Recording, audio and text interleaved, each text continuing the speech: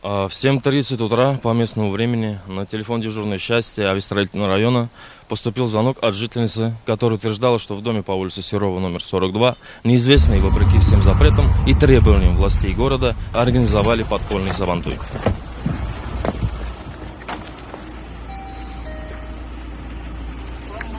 Доставка леша.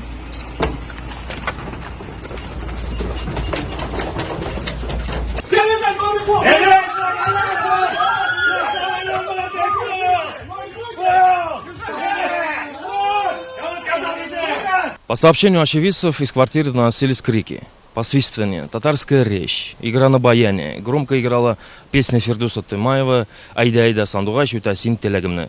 Люди пели песню «Малай на белом барсе», что, сами понимаете, говорит о том, что это опасные люди.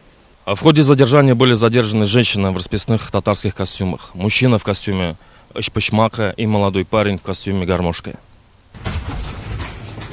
Что делаете? Подушками играете? Нет, мы сексом занимаемся. Они разыгрывали сценку чаепития, громко засасывали чай и делали характерное после чего громко смеялись, нарушая общественный порядок.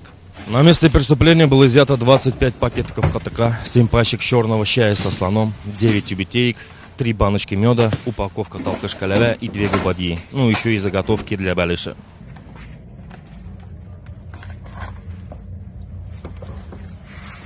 Котык-то. Мы предполагаем, что на кухне было организовано подпольное производство татарских пирогов.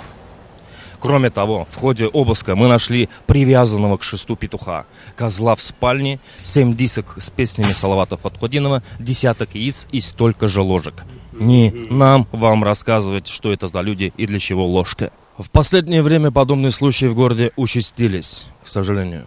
Недавно мы накрыли компанию, которая организовала припати к Курбан-Байраму. В одной из квартир задержали 21 бабушку. Вот только задумайтесь, 21 бабушку, которые коллективно поедали вкусную еду, пили чай, читали молитвы и раздавали детям деньги. Называемое все это ашми. Напоминаем, сейчас все аши должны проходить в онлайн-формате. Каждая бабушка должна сидеть за ноутбуком или телефоном и вести разговоры через современные технологии. Я хочу обратиться ко всем жителям Казани. Соблюдайте режим. Реже собирайтесь кучками, носите маски, перчатки и мойтесь. Сейчас иду. До свидания. Идти надо, мне там потерпевший.